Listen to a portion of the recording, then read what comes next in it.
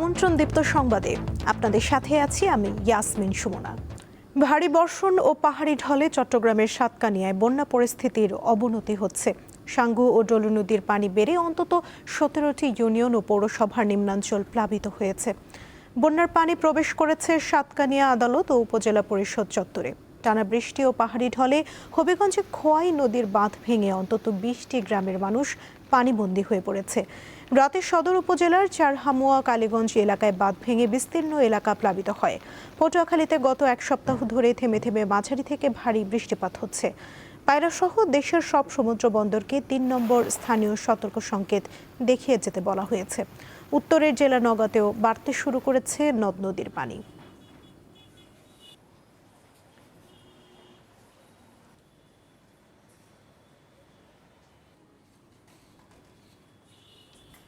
খেরারিহাট বান্দরবান মহাসড়কের এই সড়ক দিয়ে কিন্তু দর্শক, এই বিষয়ে জানাতে হবিগঞ্জ এবং রাঙ্গামাটি থেকে যুক্ত হচ্ছেন আমাদের সহকর্মীরা। আমরা প্রথমেই যেতে চাই হবিগঞ্জে আমাদের সহকর্মী আকলাস আহমেদ প্রিয়র কাছে। আকলাস, বাঁধ ভেঙে যাওয়ার কারণ কি, আর যেসব গ্রাম প্লাবিত হয়েছে সেখানকার মানুষের সহায়তার জন্য প্রশাসন কি ধরনের উদ্যোগ নিয়েছে জানাবেন।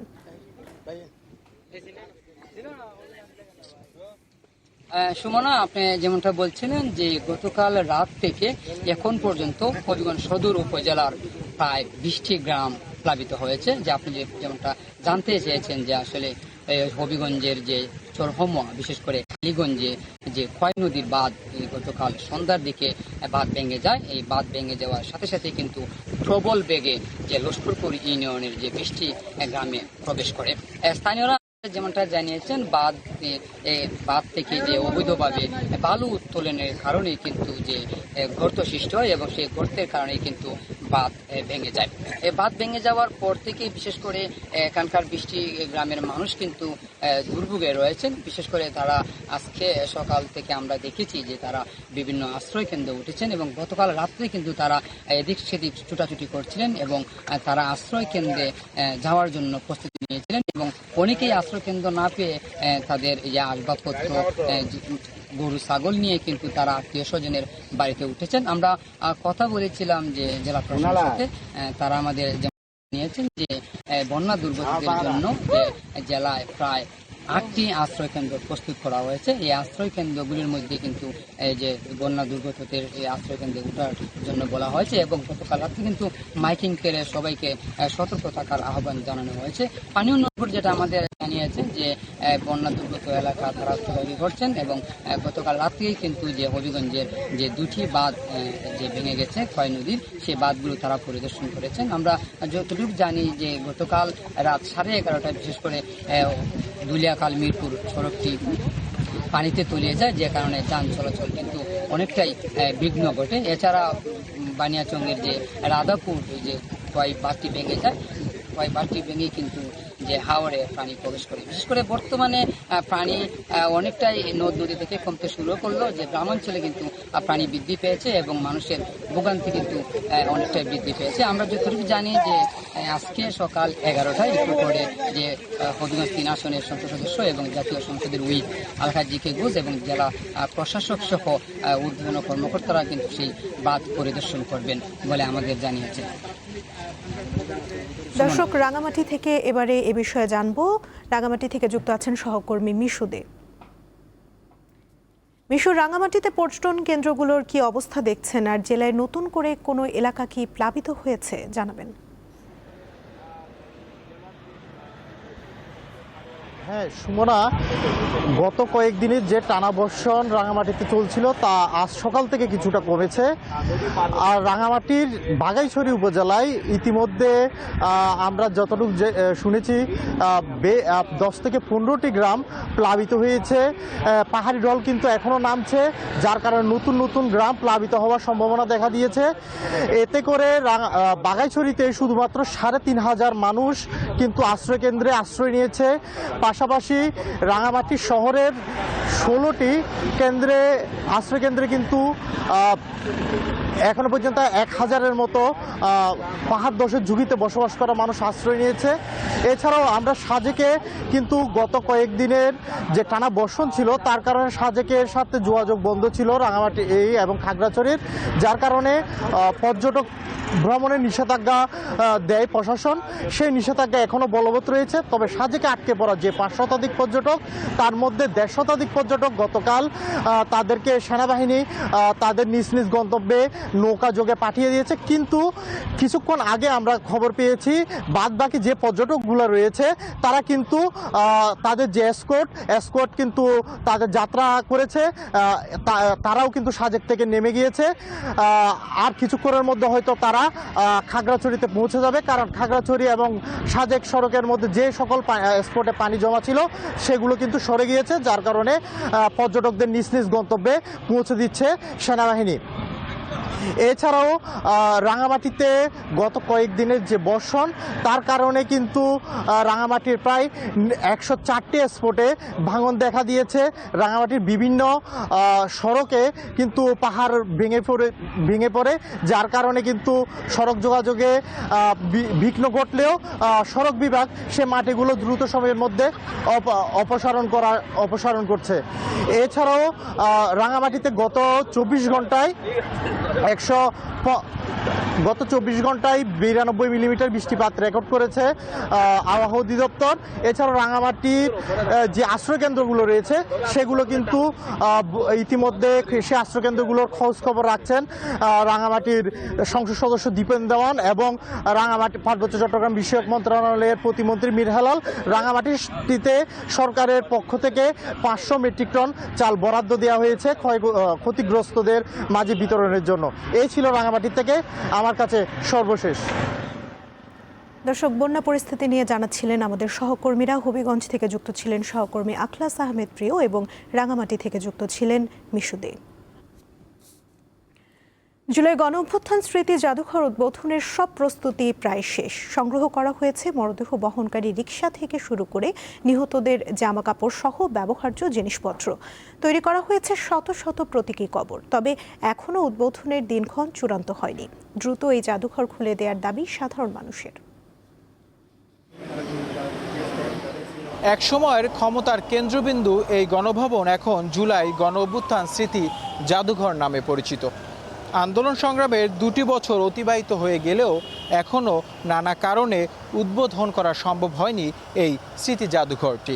সাধারণ মানুষ বলছেন সকল জল্পনা কল্পনার অবসান ঘটিয়ে অচিরেই যেন সকলের জন্য উন্মুক্ত করে দেয়া হয় এই স্মৃতি বিজড়িত জাদুঘরটি। পটুয়াখালীর বাউফলের বাসিন্দা রনি আহাদ 2 বছরের মেয়ে ও স্ত্রীকে নিয়ে রাজধানীতে এসেছেন চিকিৎসা করাতে। ইচ্ছে ছিল জুলাই গণঅভ্যুত্থান স্মৃতি জাদুঘর ঘুরে দেখার, তবে এসে দেখলেন এখনো চালু হয়নি। জাদুঘরটা দেখার জন্য আসছি। 2 বছর হয়ে গেল জুলাই জাদুঘরটা উদ্বোধন হলে আমরা ভিতরে যাই দেখতে পারতাম। আমাদের ছেলে মেয়ে জানতো যে জুলাই কী ছিল, জুলাই কত ভাইয়ের রক্ত দিছে, আত্মত্যাগের বিনিময়ে জুলাই। এটা অতি তাড়াতাড়ি আমরা চাই যে এটা উদ্বোধন হোক, আমাদের প্রজন্ম যেন জানতে পারে যে জুলাই কি ছিল। শুধু রনি আহাদ নয়, জাদুঘরটি সপরিবারে দেখতে এসেছেন সৌদি প্রবাসী জহিরুল ইসলাম। তবে ভেতরে ঢুকতে না পারায় আক্ষেপের সুর তার কণ্ঠেও। আমরা তো প্রবাসী ছিলাম, আমরা এই আন্দোলনের সাথে প্রবাসেও জড়িত ছিলাম। জুলাই জাদুঘর চালু হতো, তাহলে আমরা ফ্যামিলি নিয়ে আসছি, এখন দেখতে পারতে পারি, আবার যেন পরবর্তীতে আইসাতে দেখতে পারি। জাদুঘরটি শুধু স্মৃতিচারণের স্থান নয়, বরং জুলাই আন্দোলনের ইতিহাস, ত্যাগ ও সংগ্রাম নতুন প্রজন্মের কাছে তুলে ধরার একটি গুরুত্বপূর্ণ কেন্দ্র হিসেবে কাজ করবে বলে মনে করছে এই প্রজন্মের অনেকে। ছাত্র সমাজ তো অনেক কষ্ট আন্দোলন করে তো বাংলাদেশ স্বাধীন করেছে 2024 সালে। সরকারের কাছে এটাই চাচ্ছি যে সরকার যেন তাড়াতাড়ি জাদুঘরটাকে উন্মুক্ত করে দেয়। কয়েকবার আসছি, ঘুরে গেছি, কিন্তু ভিতরে ঢুকতে পারি নাই। ভাবছি এই মাসে তো জুলাই আন্দোলন হয়েছে, এই মাসে এটা উদ্বোধন করার কথা। এই মাসে উদ্বোধন না হলে আর কবে হইবে? এই জাদুঘর 5 আগস্টের মধ্যে উদ্বোধন করা না হলে জনগণই নিজেরাই খুলে প্রবেশ করবে বলে হুঁশিয়ারি দিয়েছেন জাতীয় নাগরিক পার্টির আহ্বায়ক ও জুলাই গণঅভ্যুত্থানের অন্যতম সমন্বয়ক নাহিদ ইসলাম। নূর আলম, দীপ্ত সংবাদ, ঢাকা। পরিবেশ রক্ষা ও জলবায়ু পরিবর্তনের প্রভাব মোকাবেলায় বৃক্ষরোপণের গুরুত্ব তুলে ধরতে রাজধানীতে শুরু হয়েছে পরিবেশ ও জাতীয় বৃক্ষ মেলা। এবারের প্রতিপাদ্য বৃক্ষরোপণে সাজাই দেশ, সবার আগে বাংলাদেশ। মেলায় বিভিন্ন প্রজাতির ফলজ, বনজ, ঔষধি ও শোভাবর্ধনকারী গাছ পাওয়া যাচ্ছে। বৃহস্পতিবার রাজধানীর চীনমৈত্রী সম্মেলন কেন্দ্রে জাতীয় বৃক্ষরোপণ অভিযান ও বৃক্ষ মেলা 2026 এবং বিশ্ব পরিবেশ দিবস ও পরিবেশ মেলার উদ্বোধন করেন প্রধানমন্ত্রী তারেক রহমান। পরে একটি জলপাই, জারুল ও নিম গাছের চারা রোপণ করেন প্রধানমন্ত্রী। এছাড়া মেলার বিভিন্ন স্টল ঘুরে দেখেন তিনি। প্রধানমন্ত্রী চলে যাওয়ার পর উন্মুক্ত করে দেওয়া হয় মেলা প্রাঙ্গণ। এ সময় মেলায় ভিড় করেন নানা বয়সী মানুষ। দেখার জন্য আসছি, যদি পছন্দ হয় নিব, নয়তো আবার পরে আবার ঘুরে দেখবো। আমাদের মেলাটাও কাছে আছে, দেখে যায় একবারে, বারবার তো আসা হয় না। আর তাছাড়া মেলাতে তো বিভিন্ন ধরনের গাছ পাওয়া যায়। মানুষকে সচেতন এবং গাছের প্রতি আগ্রহী করে তুলতে এ ধরনের আয়োজন গুরুত্বপূর্ণ বলে জানান মেলায় আগতরা। আর নার্সারি মালিকরা বলছেন, এখন পর্যন্ত মেলায় সব ধরনের গাছের চাহিদা বেশ ভালো। সারা বছরই ওয়েট করি মেলাটা কখন স্টার্ট হবে। যেমন ধরেন 1 তারিখ থেকে হওয়ার কথা ছিল, আমি এসে ঘুরে গেছি যে না 9 তারিখ থেকে হবে। আর আজকে এসেও 2 ঘন্টা অপেক্ষা করেছি, দেখতেও ভালো লাগে। রেয়ার কিছু ফলের গাছ কেনার ইচ্ছে আছে এবং ওগুলো ছাদে লাগানোর। আর আমার একটা জায়গা আছে মুন্সিগঞ্জ, ওখানেও কিছু গাছ লাগানোর ইচ্ছে আছে। শুধু বিক্রি নয়, মেলার মাধ্যমে গাছ রোপণের গুরুত্ব জানতে পারবে সাধারণ মানুষ, এমনটি আশা আয়োজকদের। এবারের মেলায় আমাদের সর্বমোট 120টি স্টল আছে এবং এর মধ্যে হচ্ছে আপনার নার্সারি স্টল আছে, নন নার্সারি স্টল, যাদেরকে আমরা বলি যে নার্সারির উপকরণ বা গাছের যে উপকরণ সামগ্রী থাকে সেই রকম কিছু স্টল আছে। আমাদের টার্গেট হচ্ছে মানে নতুন ইয়াং জেনারেশন থেকে শুরু করে যুব থেকে বৃদ্ধ পর্যন্ত সবাইকে এই গাছের দিকে অ্যাট্রাকশন করা যায়। তারা যখন দেখবে যে এত সুন্দর গাছ, আমি যদি যত্ন করি তাহলে এই গাছটি হবে। প্রতি বছরের মতো এবারও মাসব্যাপী চলবে এই বৃক্ষ মেলা। সঞ্জিদা প্লাবনী, দীপ্ত সংবাদ, ঢাকা। এবারে আন্তর্জাতিক প্রসঙ্গ। ইরানের বিভিন্ন এলাকায় বৃহস্পতিবার রাতভর দফায় দফায় বিস্ফোরণের শব্দ শোনা গেছে। তবে এই হামলায় নিজেদের জড়িত থাকার কথা অস্বীকার করেছে যুক্তরাষ্ট্র। আল জাজিরা জানায়, ইরানের দক্ষিণাঞ্চলে বুশহর পারমাণবিক কেন্দ্রের কাছাকাছি সহ একাধিক স্থানে বিস্ফোরণ হয়। ইরানও কোনো নির্দিষ্ট দেশকে দায়ী করেনি। ইসরায়েলের প্রধানমন্ত্রী বেনিয়ামিন নেতানিয়াহু বলেছেন, ইরানের সঙ্গে তাদের যুদ্ধ এখনও শেষ হয়নি। এর আগে চলতি সপ্তাহের শুরুতে হরমুজ প্রণালীতে বাণিজ্যিক জাহাজে ইরানের হামলার পর থেকেই যুক্তরাষ্ট্রের বিরুদ্ধে নতুন করে পাল্টাপাল্টি হামলার সূচনা হয়। গত 2 দিন ধরে আবারও ইরানে ব্যাপক হামলা চালিয়েছে যুক্তরাষ্ট্র। 2 দেশের পাল্টাপাল্টি হামলার ফলে যুদ্ধ বন্ধের সব চেষ্টা ভেস্তে গেছে। সামরিক বা কূটনৈতিক কোনো পথে অনড় ইরানের কাছ থেকে কিছুই অর্জন করতে পারছে না ট্রাম্প। ইরানের সাবেক সর্বোচ্চ নেতা আয়াতুল্লাহ আলী খামেনির জানাজা ও দাফন অনুষ্ঠান চলাকালীন ইরানে হামলা না চালানোর প্রতিশ্রুতি দিয়েছিলেন ডোনাল্ড ট্রাম্প। কিন্তু ওয়াদা ভঙ্গ করা ট্রাম্পের নেশা। আর তাই এই শেষ বিদায় চলাকালীন দক্ষিণ ইরানে ভয়াবহ হামলা চালাচ্ছে ওয়াশিংটন। জবাবে সমান তালে উপসাগরীয় দেশগুলোর মার্কিন স্থাপনায় হামলা চালিয়ে যাচ্ছে তেহরান। 2 পক্ষের মধ্যে নতুন করে পাল্টাপাল্টি হামলা শুরু হওয়ায় যুদ্ধ বন্ধের যে চেষ্টা এতদিন চলছিল সেটি ভেস্তে গেছে। ফলে আবারও ইরান যুদ্ধের মধ্যেই আটকে গেলেন ট্রাম্প। এই যুদ্ধ থেকে সহজে বের হতে পারছেন না তিনি। বিশ্লেষকরা বলছেন, ট্রাম্পের সামনে আর কোনো বিকল্প খোলা নেই। আবার যেসব পথ খোলা রয়েছে সেগুলো ঝুঁকিপূর্ণ এবং সহিংসতাপূর্ণ। সামরিক বা কূটনৈতিক কোনো পথেই অনড় ইরানের কাছ থেকে ট্রাম্প কিছুই অর্জন করতে পারবেন না। এমনকি হামলা চালিয়ে ইরানকে আলোচনায় আনার যে চেষ্টা, সেটাও মাঠে মারা যাবে বলছেন বিশ্লেষকরা। এই যুদ্ধের মাধ্যমে ইরানের পারমাণবিক কর্মসূচির ভবিষ্যৎ নির্ধারণ করতে চেয়েছিলেন মার্কিন প্রেসিডেন্ট, কিন্তু ইরান এ বিষয়ে কোনো ছাড় দিতে রাজি নয়। অন্যদিকে যুক্তরাষ্ট্র এখন সামান্য পিছু হটলেও ইরান সেই সুযোগ ভালোভাবেই কাজে লাগাবে, অর্থাৎ উভয় সংকটে ট্রাম্প নিজেই।